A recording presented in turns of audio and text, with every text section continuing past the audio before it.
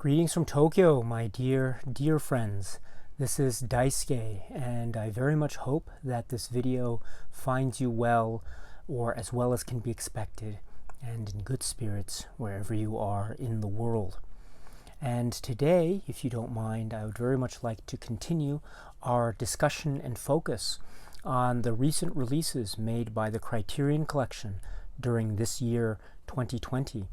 This time, I'd like to focus our attention on that title, which was granted spine number 1028, and this is from 1940. The filmmaker's name is Dorothy Arzner, and the name of the film is Dance, Girl, Dance.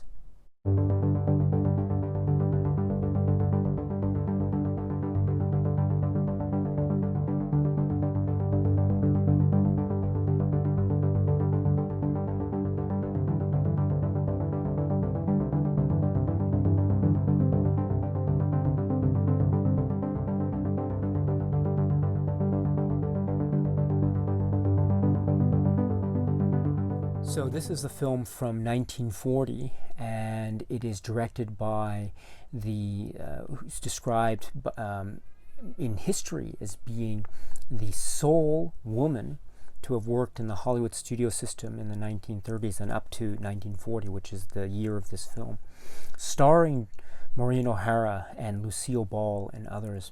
This is the utterly charming and very entertaining and quite compelling, effervescent work, which is Dance, Girl, Dance.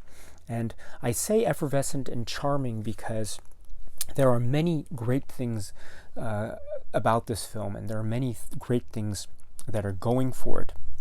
I think first and foremost, we have a real wonderful set of performances, and these performances are Maureen O'Hara and Lucille Ball. And Maureen O'Hara in particular, and her Judy, who is at the center, the focal point of the film for most of the film, she has a real strength and earnestness that helps to carry the film through and helps us as viewers to really understand her situation and really help to not just root for her where we need to, but also learn from her and just gain so much information from her and the way in which she carries herself as a character. There's one particular moment where she is on a stage and she's talking before a crowded audience that must go down as being one of the key moments of the film, and it's very iconic and very memorable. And Maureen O'Hara delivers it with great precision and aplomb, and so it's an example of how her performance is really quite splendid. And that performance is beautifully countered by the presence of Lucille Ball as Bubbles, and her character is on the one hand, it is similar in the sense that they come from similar professions, and they both have they are both dancers and performers, and yet Maureen O'Hara's character is different from the Lucille Ball character. In what Lucille Ball's character, Bubbles, what it is that she is trying to get from this world, what her objectives are, and what the means are in which she will try to achieve those objectives. And there's nothing necessarily sinister painted on this depiction of this particular character, Bubbles, which is something that I really find, I really admire about this film. There are no villains in this piece.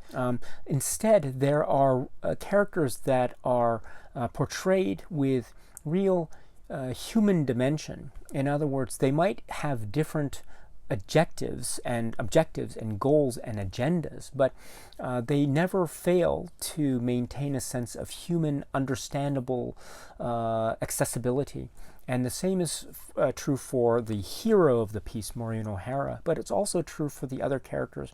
And I think Lucille Ball's Bubbles is a prime example of this.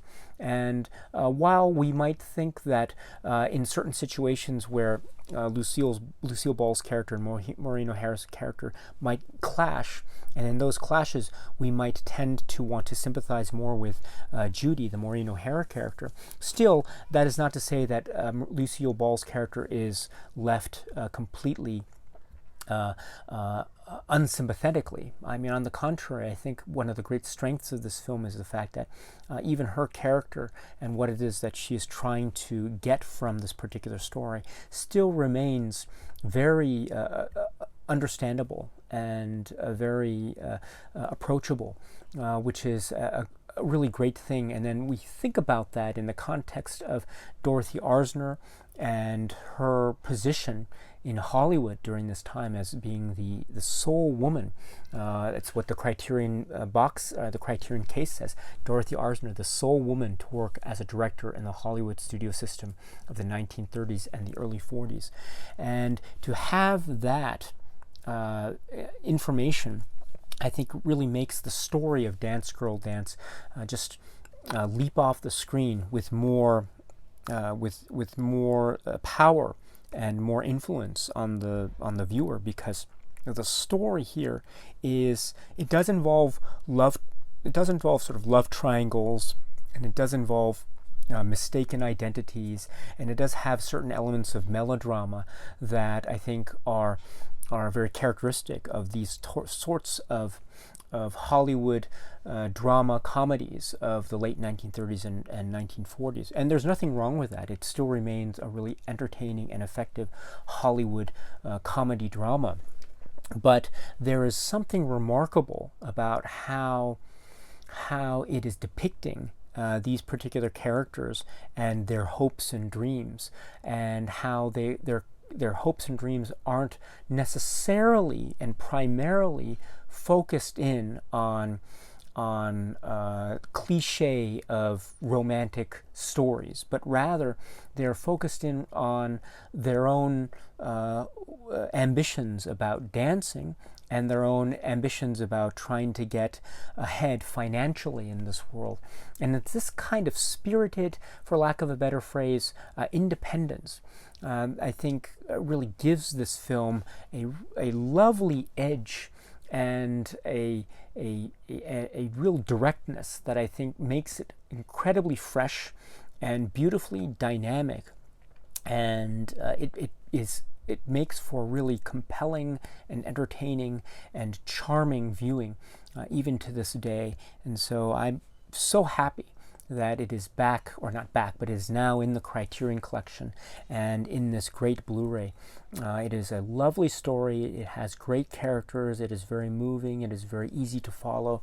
It is very funny in places, but it is also a film that still has the power to teach and to share with us its observations about how they are trying to make a place for themselves in this world of dance, in this world of entertainment, and also how they try to juggle aspects of romance while also trying to maintain their ambition towards this field or this world of dance, and the things that they have to deal with in terms of how to deal with entertainment, how to deal with people looking at them, how to deal with perception, and how to deal with just one's own emotions, even in the context of all of this. And so I think on that basis, this film has so much to offer that makes it a real compelling watch even today. And I'm so happy that the Criterion Collection has this. It's Dorothy Arzner's Dance Girl Dance, and it is really worth taking a look at. So once again, strongly recommended, Dance Girl Dance. And so with that, my friends, this Criterion Collection release is, let's take a look at this. So I just want to point out the cover here, and it may be hard to tell, but it has this great golden sheen to it. It's not a yellow, but it's a golden sheen. If you go on the spine and along the back, it has a yellow or mustard yellow color scheme to it, but the cover itself is gold, and it has artistic renditions of Maureen O'Hara on one side and then Lucille Ball on the other. And so that is a really neat effect, and I really like that. And it has a it has links to this field, maybe links to sort of entertainment and performance, and so I really like this gold and yellow motif that's going on here. And so just to give you the information, art is credited as being art director Sarah Habibi, Eric Skillman, illustrator Jody Hugel, and designer Eric Skillman.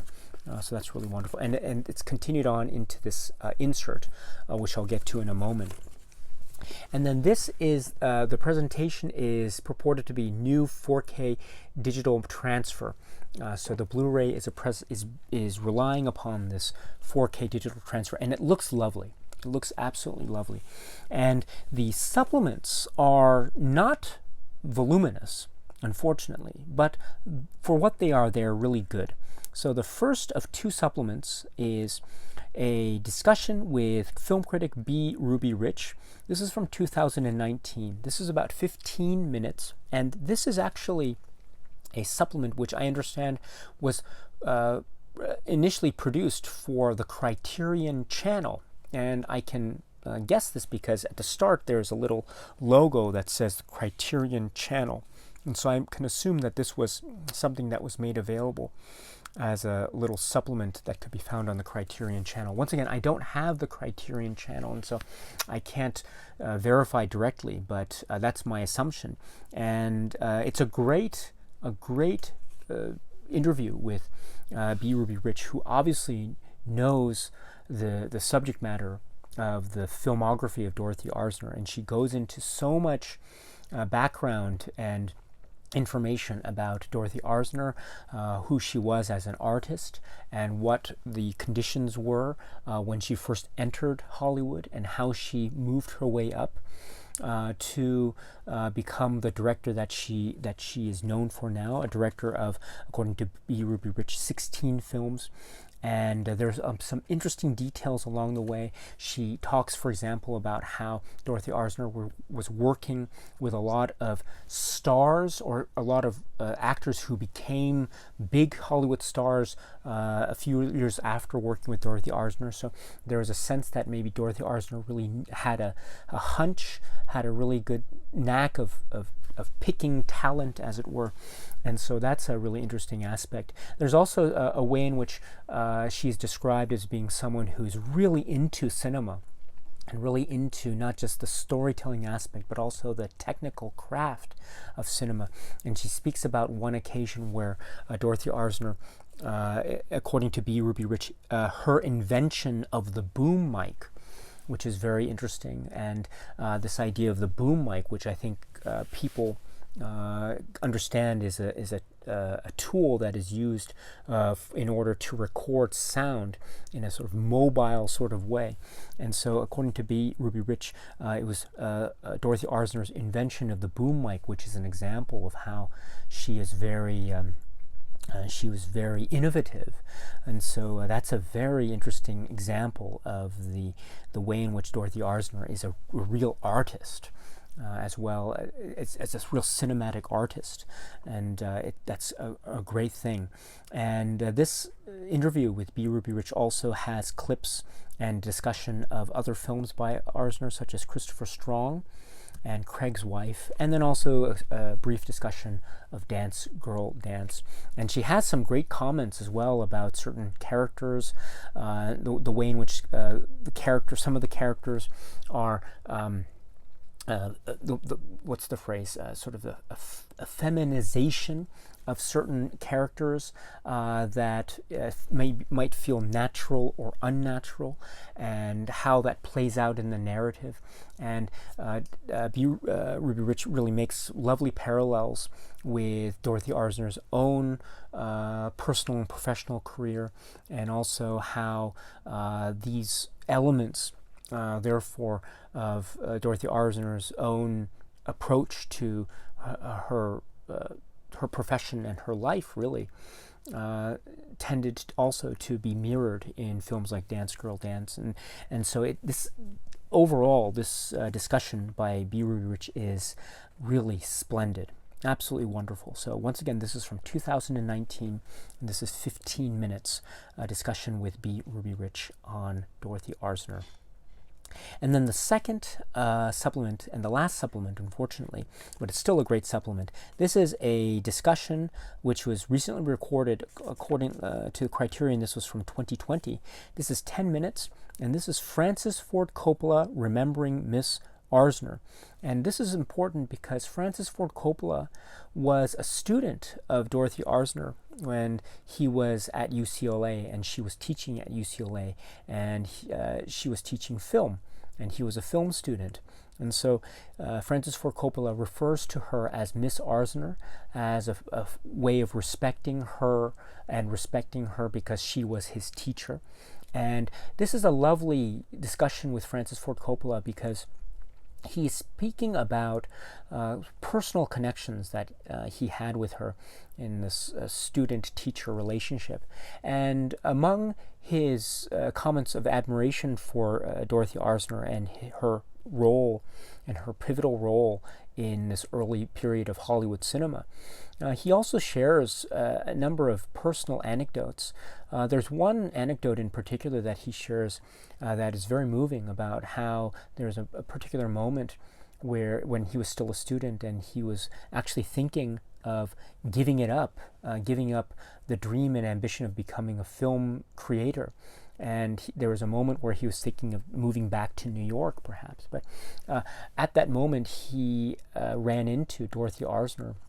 And Dorothy Arzner was always very encouraging to him and always very supportive of him and the other film students. But it was this moment where she showed a real support for him and encouragement for him that, according to Francis Ford Coppola, that really convinced him to just stick with it. And he now is known as the filmmaker that he is known for today. And so I think that's a really lovely anecdote. Again, I don't do it justice. Please listen to the Francis Ford Coppola discussion directly for a better description of that lovely, lovely anecdote. But that's just an example of how this 10-minute interview with Francis Ford Coppola is really quite brilliant. And there's stick around, because there's also an interesting little bit of maybe PR perhaps that Francis Ford Coppola does in terms of the alcohol products that his company sells and promotes, and one of them has to do with Dorothy Arzner, and it's a very interesting way to end the 10-minute interview. So just stick around to the ending. It's a great interview, and then it's capped off with a lovely little detail at the very end. So that's the supplement, which is called Francis Ford Coppola Remembering Miss Arzner. So that is the second of two supplements which were found on the Criterion disc. And then if we go to the insert, which is what I have here, this is a sort of poster, I suppose, but it's one of these, it's just a piece of paper which is folded like this, and it has on one side here the cover art, and on the other side we have cast and crew details, and then technical details about the release.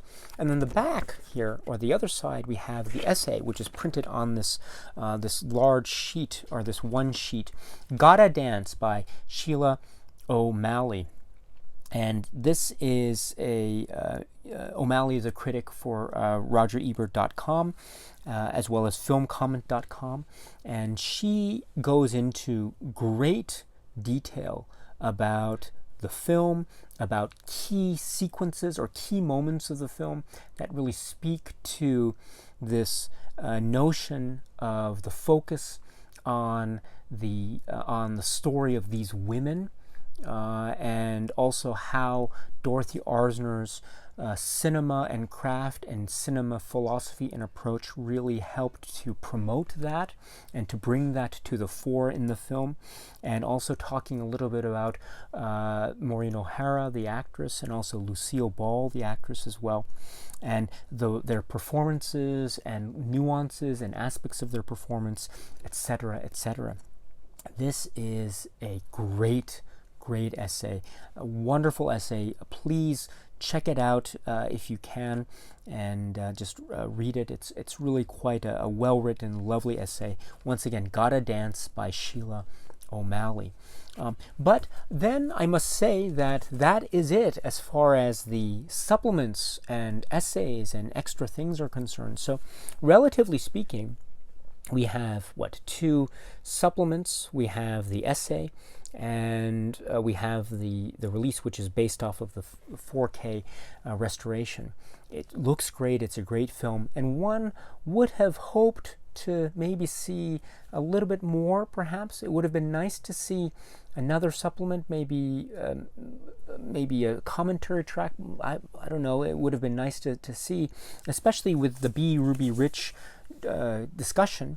That is one of the supplements. You could tell that she really knows her stuff when it comes to Dorothy Arzner's films and also this particular work.